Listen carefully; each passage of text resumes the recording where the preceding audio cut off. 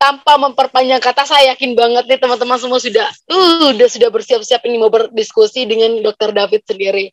Nah, langsung saja buat teman-teman yang mau bertanya, langsung saja bisa raise hand atau bisa melalui kolom chat, bisa ketik nama dan pertanyaan dan asalnya dari mana. Oke deh.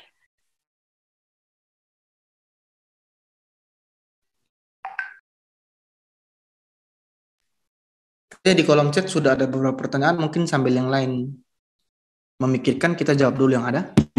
Oke. Saya baca ya kakak.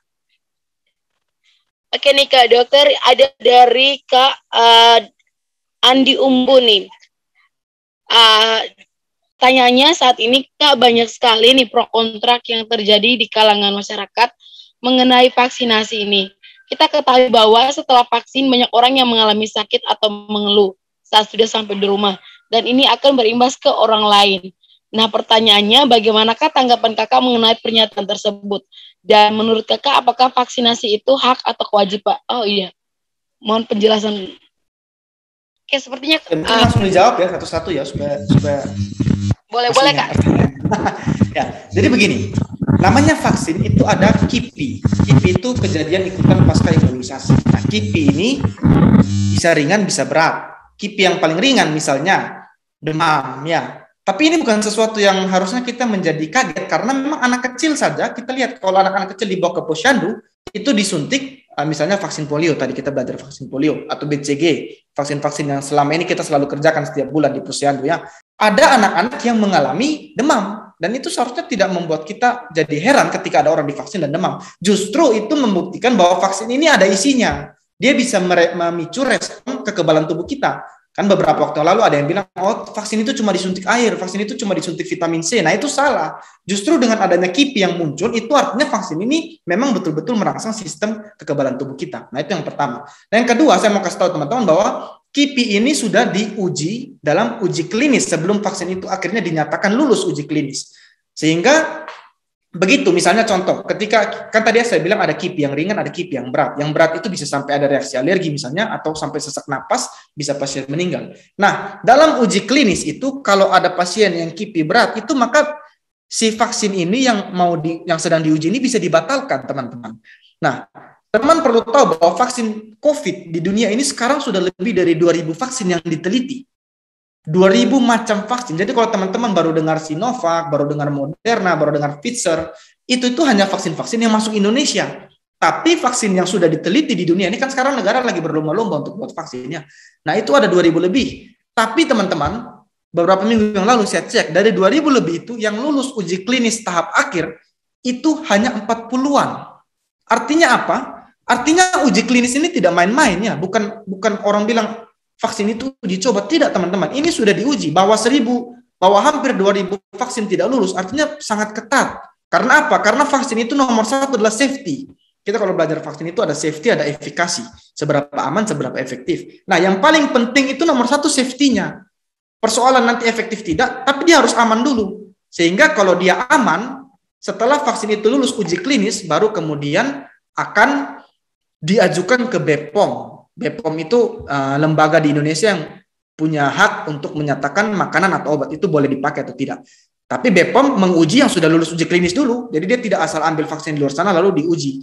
Nah, artinya misalnya Sinovac, ketika Sinovac itu boleh dipakai di Indonesia, satu, dia pasti lulus uji klinis tahap 3, dua, dia pasti lulus uji dari BPOM. Ya, jadi kalau ada orang-orang yang di luar sana yang mengaku-ngaku bahwa vaksin ini uji coba, nah, teman-teman secara logika lah pikir, mau percaya peneliti-peneliti yang diuji klinis sana, atau mau percaya BPOM, atau mau percaya orang-orang yang tidak tahu asal-muasal dari mana, penelitiannya lewat WhatsApp. Ya, beda orang penelitian di lab sama penelitian di WhatsApp. Nah, itu kita harus peka, supaya kita tidak termakan hoax-hoax.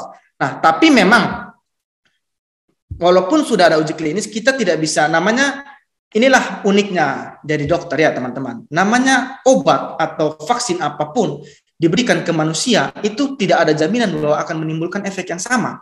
Makanya KIPI itu tidak bisa kita jamin kalau kita memberikan, misalnya saya memberikan ke CMC ini misalnya contoh, vaksin yang sama dengan saya menyuntikkan vaksin yang sama ke kakak Adi yang bertanya, nah belum tentu efek yang muncul itu sama. Karena kita ini manusia ini makhluk yang punya sistem kekebalan tubuh yang berbeda-beda ya. Sehingga efek yang muncul di satu orang tidak sama dengan efek yang muncul di orang lain.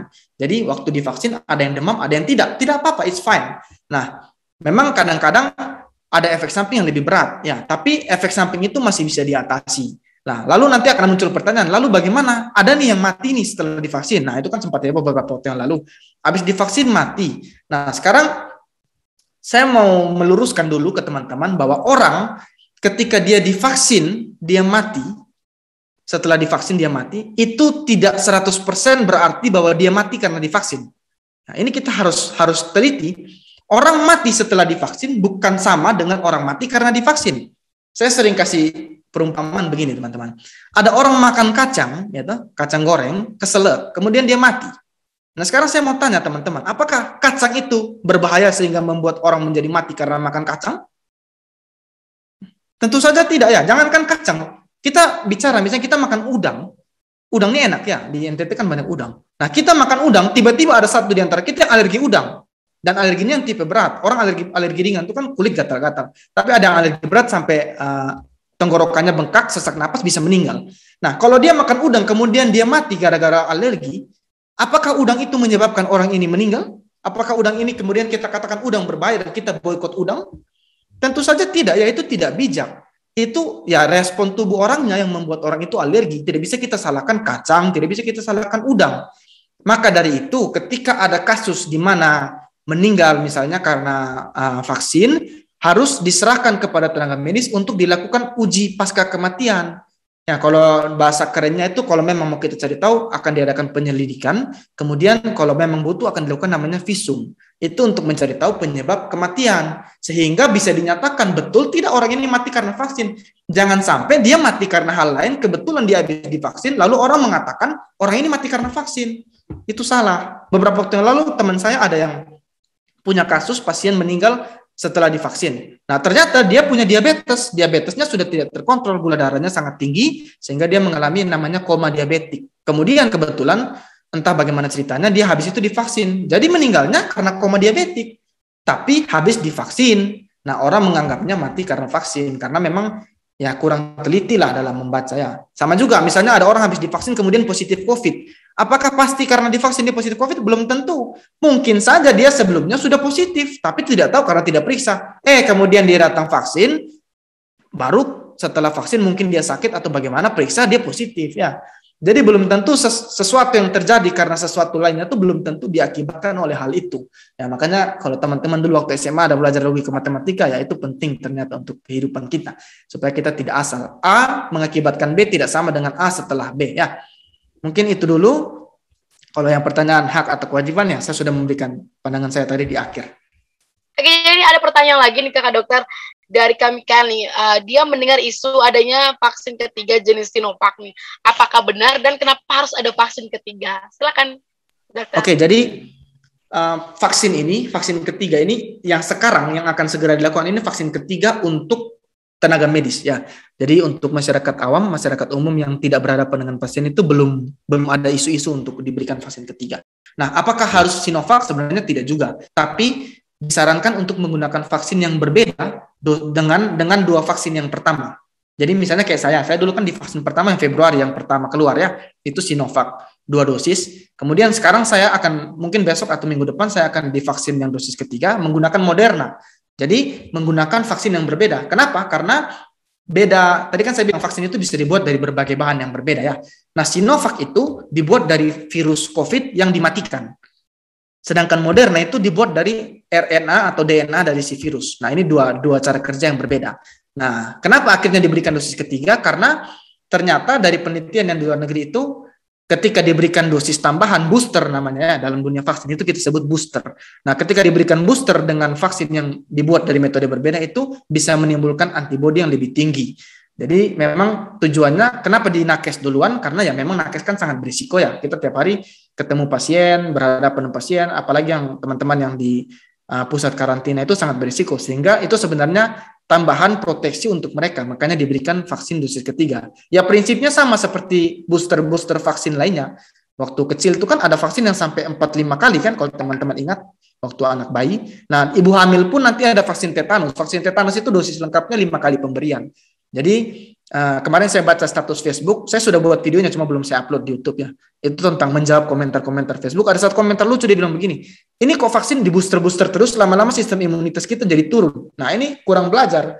Tuhan itu menciptakan sistem imun kita, semakin dia dirangsang semakin kuat. Orang itu semakin mengalami satu penyakit tertentu, dia akan semakin kebal terhadap penyakit itu. Kecuali dia ada defisiensi sistem imun ya, misalnya pasien AIDS, itu tidak bisa. Tapi pada keadaan normal, maka semakin kita berhadapan, kita semakin kuat ya. Kan ada lagu yang semakin kita terluka, kita semakin kuat. Ya kurang lebih seperti itulah. Jadi di booster itu semakin kuat. Tidak ada namanya dalam sistem kesehatan kita di booster lalu sistem kekebalan tubuh kita menjadi turun dan kemudian kita menjadi sakit. Itu tidak ada. Itu kurang belajar. Kecuali saya bilang tadi, kecuali dia memang ada imunodefisiensi ya. Nah, jadi begitu. Jadi vaksin ketiga itu sementara masih untuk nakes, untuk booster namanya. Jadi untuk masyarakat luas belum ada tanda-tanda akan diberikan kepada mereka. Begitu. Oh, terima kasih banyak Kak Dokter. Wah, penjelasannya detail banget nih teman-teman. Nah, ada pertanyaan. Oh, banyak sekali pertanyaannya. Oke, saya baca lagi. Ada pertanyaan nih dari Kak Tania nih. Izin bertanya dok, saya ingin bertanya apakah tidak apa-apa nih jika jarak waktu antara vaksin pertama dan kedua tidak sesuai dengan hari. Seharusnya kan 28 hari. Karena sepertinya yang dilihat sekarang khususnya di Kota Kupang, kebanyakan orang terdekat saya mereka vaksin sudah tidak berdasarkan waktunya lagi tetapi berdasarkan stok vaksinnya. Mohon penjelasan dok. Oke. Silakan Kak. Oke, jadi sebenarnya batas waktu itu diberikan untuk mencapai kadar antibodi yang maksimal ya. Jadi waktu uji klinis itu ternyata mereka mendapati bahwa misalnya contoh untuk Sinovac itu ada yang 2 minggu kan dulu waktu zaman saya itu kan Sinovac 2 minggu.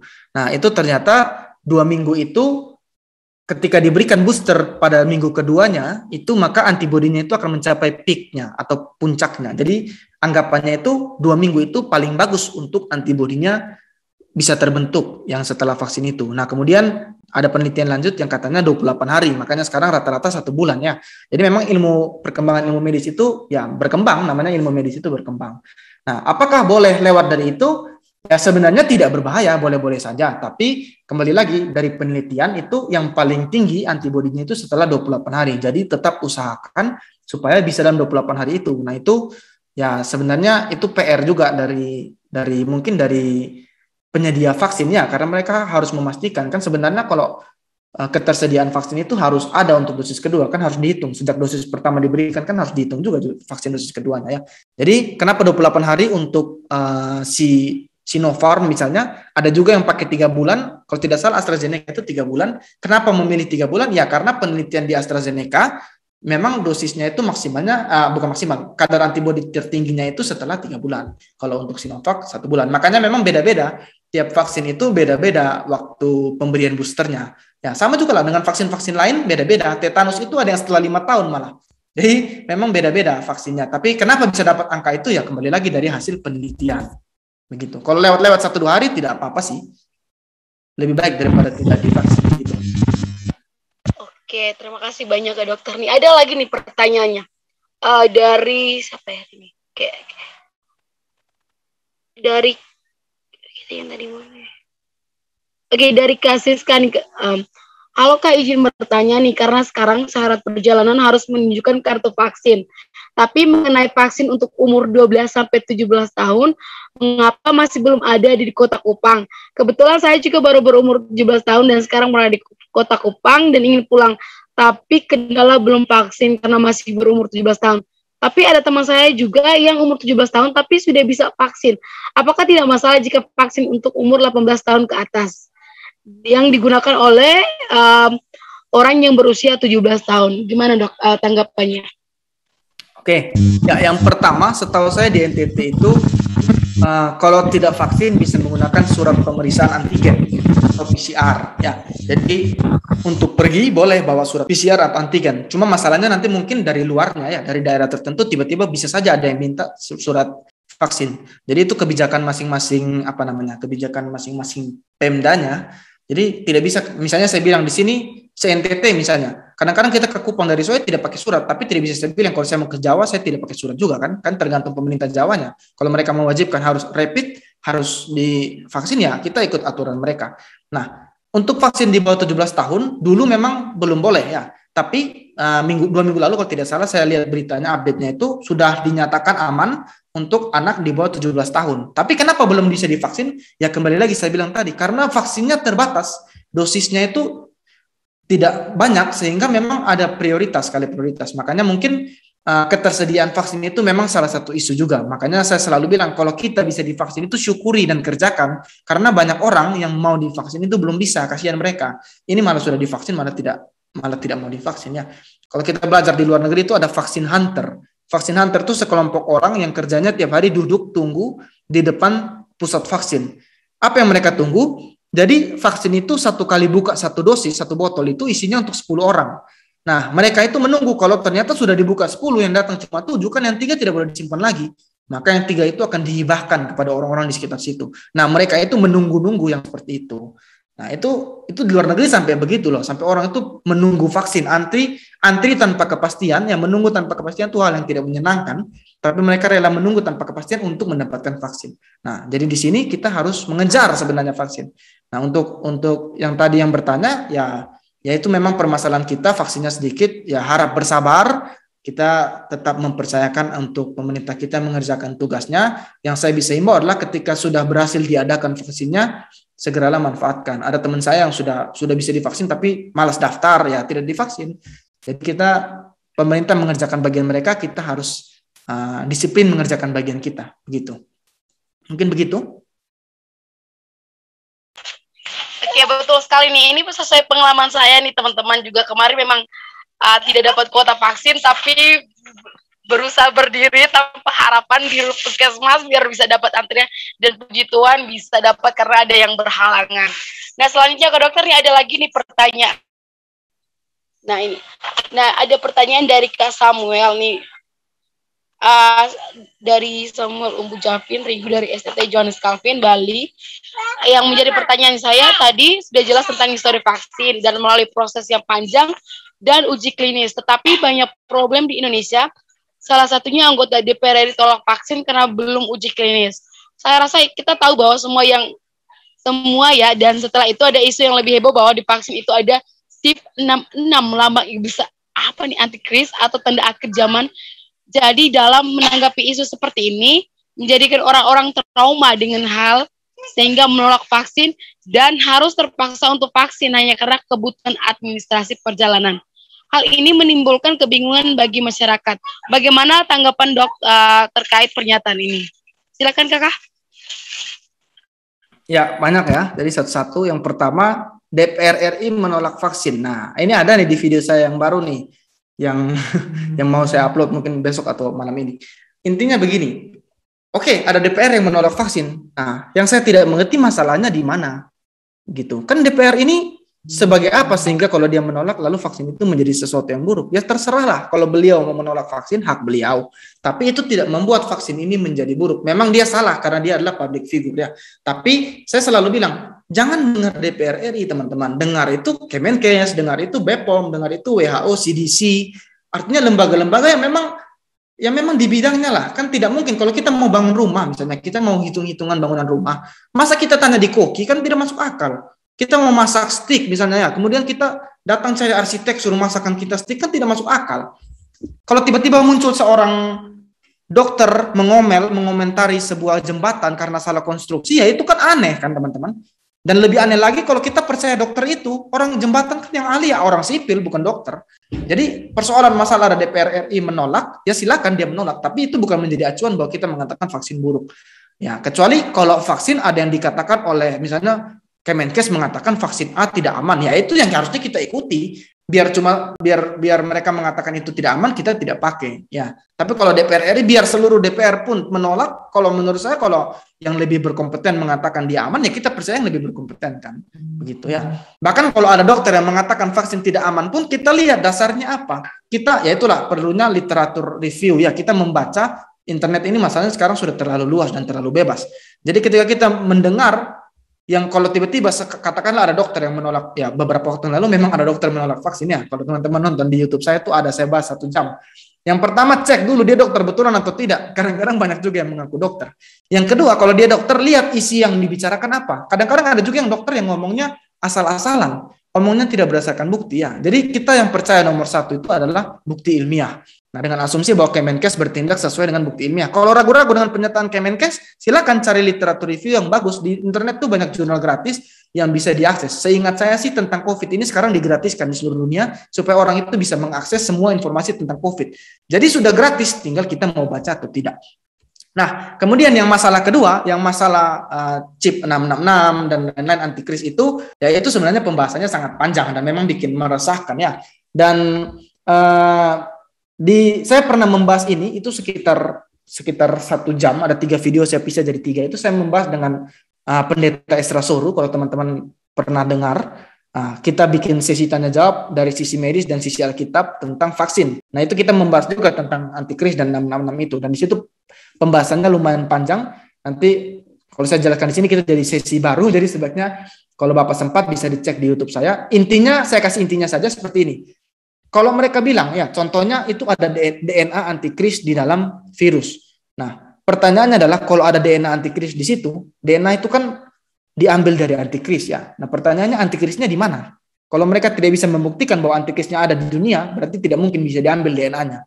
Nah, lalu lucu juga kalau si antikris ini sukarela menyumbang DNA untuk menjadikan vaksin, kan lucu ya. Itu yang pertama. Yang kedua, kalau tiba-tiba muncul DNA asing di situ, maka pasti di uji klinis itu akan menyebabkan efek samping yang bisa membuat vaksin ini tidak diizinkan. Karena vaksin itu kan tadi saya sudah bilang 2000-an vaksin cuma diterima 40-an. Jadi sangat ketat.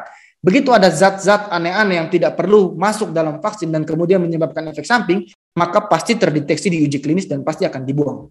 Nah, penjelasan ketiga, kalau memang katakanlah si antikris itu memang betul-betul ada, sudah diambil DNA-nya dan secara ajaib lulus uji klinis, lalu kemudian DNA itu masuk ke dalam vaksin dan kemudian divaksin ke dalam manusia.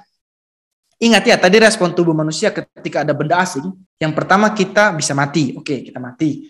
Tapi kalau ingat, kalau kita misalnya DNA antikris itu membuat kita mati, harusnya di uji klinis sudah kelihatan. Lalu kemungkinan kedua kita jadi sehat, jadi tidak ada efek apa-apa. Ya sudah, tidak ada manfaat apa-apa. Meskipun ada DNA antikris di situ, tidak apa-apa. Lalu yang ketiga, kita jadi kebal. Nah kan lucu kalau misalnya ada DNA antikris, kemudian kita jadi kebal antikris. Wah, senang dong. Harusnya kita semua malah semangat divaksin supaya jadi kebal terhadap antikris rame-rame. Ya kurang lebih seperti itu ya. Itu masalah DNA antikris dalam vaksin. Nah, saya mau sampaikan kepada teman-teman untuk yang beragama Kristen, saya juga agama Kristen ya. Persoalan kita tidak akan kehilangan keselamatan hanya karena kita divaksin kalau seandainya vaksin itu mengandung chip antikris dan lain-lainnya. Persoalan kita diselamatkan, kita mau masuk surga neraka itu persoalan kita menerima Yesus sebagai Tuhan Juru Selamat, bukan masalah divaksin atau tidak. Ya, tapi sebagai orang Kristen yang beragama, ingat Alkitab suruh kita berbuat baik untuk diri sendiri, kasihilah dirimu sendiri dan kasihilah sesamamu. Apakah bisa disebut kasihilah diri sendiri kalau kita tahu ada virus berbahaya dan kita sengaja tidak mau memakai vaksin yang terbukti aman? Apakah kita dikatakan mengasihi sesama kalau ada orang di sekitar kita yang harusnya terlindungi karena kita divaksin, tapi kita memutuskan untuk tidak divaksin? Nah, itu silakan teman-teman renungkan sendiri. Nah, kalau permasalahan chip, ya sampai saat ini teman-teman belum ada chip yang sebegitu kecilnya sampai bisa tidak terdeteksi di dalam vaksin. Ya, jadi kalau teman-teman merasa takut karena chip, sampai sekarang teknologi itu belum ada chip yang bisa sama sekali tidak terdeteksi. Ya, kalau persoalan dulu Bill Gates pernah omong ada sistem untuk melacak vaksin, yang mau dilacak itu vaksinnya, bukan orang yang divaksinnya. Kenapa harus dilacak? Supaya nanti misalnya tiba-tiba muncul ada efek samping, kita bisa tahu efek samping ini dari vaksin yang di mana, vaksinnya itu diberikan di puskesmas mana. Untuk itu tujuannya, bukan untuk melacak orang-orang yang divaksinnya. Jadi chipnya itu di kemasan, barcode-nya itu di kemasan vaksin, bukan di dalam cairan vaksinnya. Ya, seperti itu ya. Wow, luar biasa sekali ya, betul-betul sangat detail sekali. Buat teman-teman yang sudah bertanya bisa ini merangkum poin-poin penting yang sudah dijelaskan oleh kakak kita Dr. David. Ini ada pertanyaan satu lagi nih Dok, dari Kak Paulus kalau tidak salah. Betul, dari Kak Paulus. Nah, Dok, izin bertanya nih, baru-baru ini kita dapat informasi bahwa corona mengalami mutasi. Apakah vaksin yang kita terima nanti akan relevan dengan mutasi yang mungkin timbul? Gimana nih, Dok, tanggapannya? Ya, nah untuk hal ini saya mau katakan vaksin untuk varian baru itu masih sementara diteliti. Ada yang sudah dikatakan efektif, ada yang dikatakan belum efektif. Nah, itulah permasalahannya. Cuma saya mau bilang begini teman-teman, kenapa virus itu bisa bermutasi? Nah, salah satu penyebab virus itu bermutasi itu karena dia penyebarannya terlalu bebas. Dia masuk sini, infeksi sini, pindah sana, pindah. Nah, dia pindah-pindah itu menyebabkan dia bisa setiap kali dia pindah kan dia akan menyesuaikan dengan lingkungan baru ya. Sehingga lama-kelamaan itu dia bermutasi.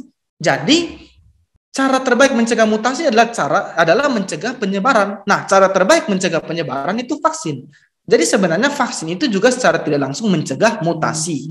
Nah, sehingga ketika varian baru ini ada, memang belum ada bukti yang valid yang menyatakan dia akan 100% efektif terhadap varian baru. Tapi ingat ya, varian baru ini mutasi dari varian lama. Jadi kalau kita lihat teorinya, kemungkinan akan efektif walaupun belum tahu seberapa efektif.